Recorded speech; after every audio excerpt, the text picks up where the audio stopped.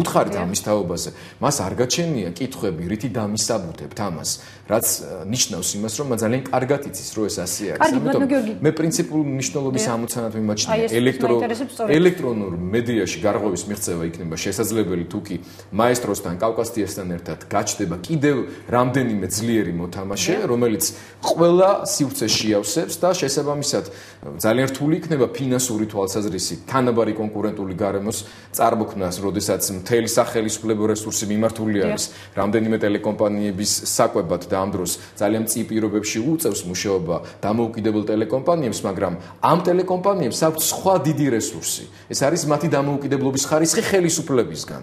სრულიად დამოუკიდებელი დღეს არავინ არ არის. აქ თავი ალტერნატიული აზრია. სარეკლამო ბაზრის კონკურენტუნარიანობის გარეშე და შესაბამისი ფინანსების მოზიდვის შესაძლებლობის გარეშე ტელეკომპანიებს ძალიან გაუჭირდებათ კონკურირება სახელმწიფო არხებთან. ეს უდავოა და ეს რა თქმა უნდა. ამიტომ სარეკლამო ბაზარიც უნდა განთავისუფლდეს შესაბამისად. ეს ნიშნავს, რომ ქართული ბიზნესი უნდა გათავისუფლდეს. ანუ ჩვენ ეხლა ამოვიღეთ ჯაჭვი ჭაობიდან, რომლის ყველა რგოლიც ერთმანეთთან კავშირში. არც ისე ბევრი დრო დაგვრჩა, პრაქტიკულად აღარ დაგვრჩა და იმედი მაქვს, რომ კიდევ იქნებით ჩემი სტუმარი და გავაგრძელებთ ამ თემებზე საუბარს. დიდი მადლობა. მადლობა. გიორგი თარგამაძე იყო ჩვენი სტუმარი, გადაცემაში რეკლამის დრო, რეკლამის შემდეგ კობა დავითაშვილთან ერთად დავბრუნდებით.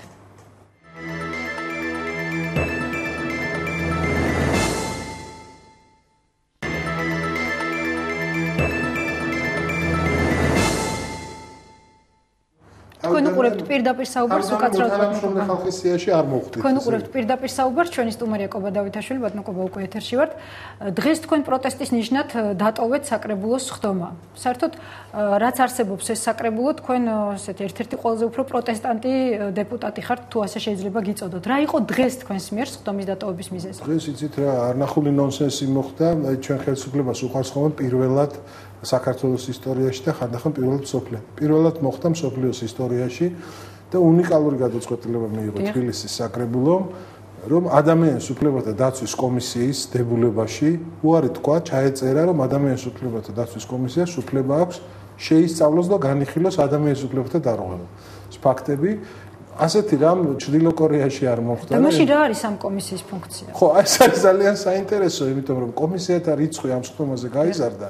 ხელფასიანი, მანქანიანი და კაბინეტიანი თანამდებობის პირთა რიცხვი გაიზარდა, ჩვენ არანაირი მონაწილეობა ამ თანამდებობების და პრივილეგიების განაწილებაში არ მიგვიღია და ფუნქციები კომისიების, ასე ვთქვათ, შემცირდა.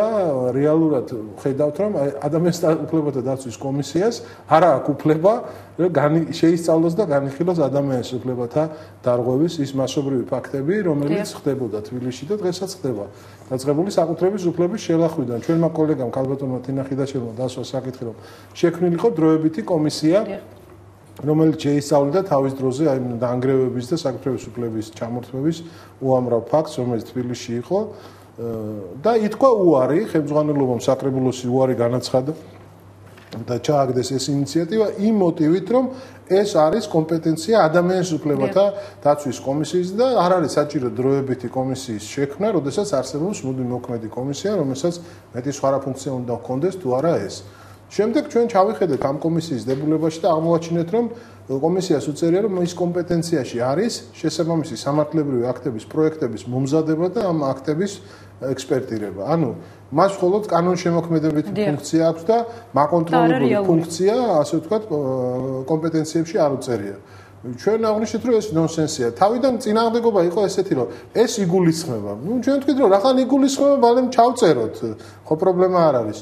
და საინტერესო ის არის, რომ საკრებულოს განწყობა იყო ნორმალური და თვითონ მომხსენებელი იურიდიული კომისიის თავმჯდომარე დაგვეთანხმა, ჩვენ ყველა შენიშვნას დაეთანხმა, სულ სამი შენიშვნა იყო, ერთი იყო ეს არსებითი, ორი იყო უფრო ტექნიკური ხასიათის შენიშვნა და უკვე კენჭისყრაზე რომ მიდგა საკითხი, რომ უკვე შეჯერებული პროექტი რომ კენჭისყრაზე უნდა დამდგარიყო, მაშინ ეს ასე ვთქვათ, ჩაშალა პროცედურა ბატონმა მამუკა ახვლედიანმა, რომელიც ერთ-ერთი აქტიური მონაწილე იყო იმ საკუთრების უფლების შელახვისა, იმ სახლების დანგრევისა და როგორც ჩანს, ესე იგი ჩათვალა, რომ პირდაპირ მის ინტერესებს ეხებოდა ასეთი ჩანაწერი და თავიდან არ უნდათ აღიარება იმისა, რომ საერთოდ საკითხის ასე დასმის წინააღმდეგი იყვნენ და ამბობდნენ, რომ აი საკითხი არის დაუმუშავებელი, მოდი გადავდოთ შემდეგ საკრებულოს ნომზე, კომისიაში იმჟელეთ.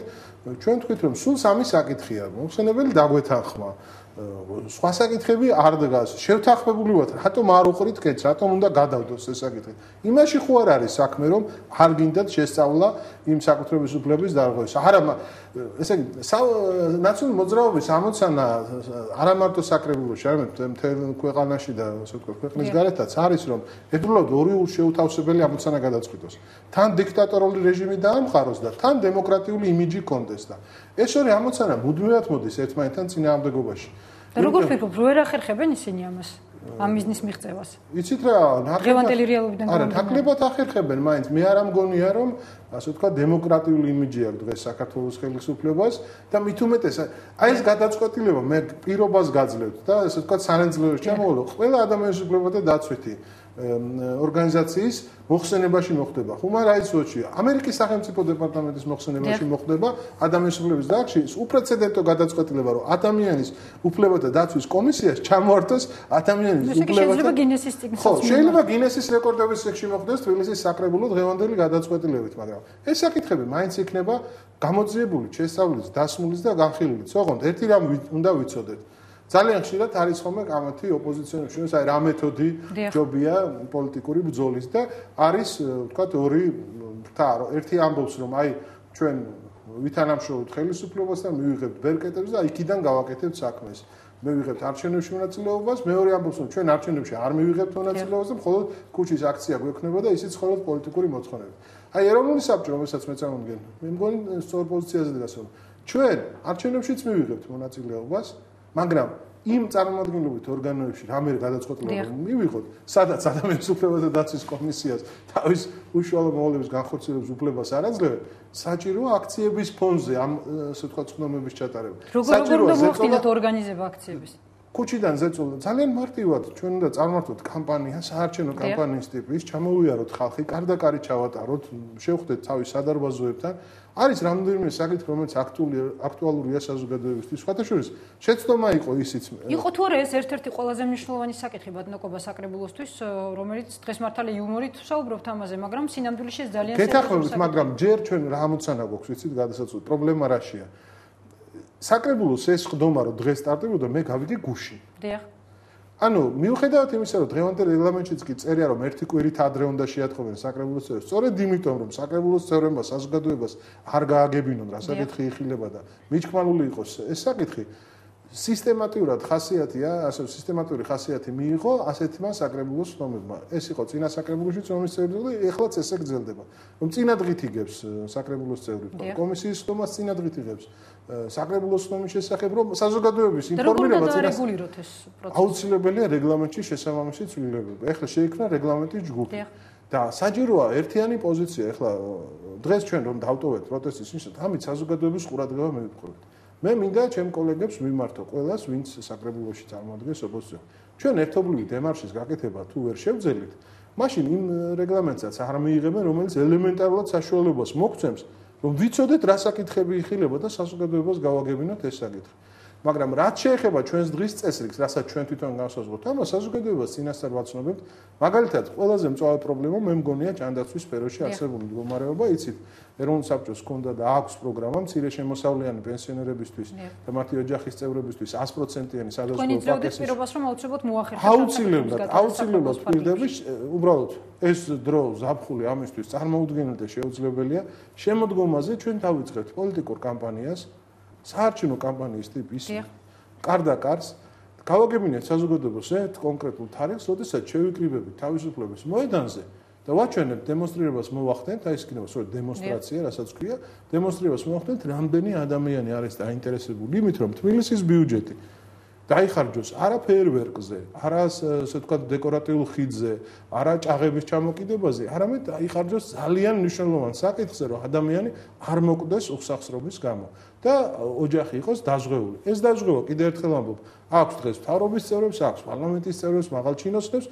ეს დაზღვევა რეალურად არსებობს, ძალიან კარგი რამეა და შევიძინოთ ეს დაზღვევა მცირე შემოსავლიანი ადამიანებისთვის არსებობს ბაზარზე ეს პროდუქცია და შეგვიძლია ეს შევიძინოთ თუ არ გავწევთ იმ ხარჯებს, რომელიც სულაც არ არის საჭირო ქალაქში. ბატონო, ფიქრობ თუ არა რომ დღეს საკრებულოში არის ოპოზიცია საკმარისად ერთიანი იმისთვის რომ მოახერხოს გარკვეულ საკითხებზე თავისი პოზიციის გაკეთება? არა, სამწუხაროდ ერთიანობამდე ჯერ ძალიან შორია, იგივე ვიტყოდი რომ ჩვენ ფაქტობრივად დღეს ერთადერთი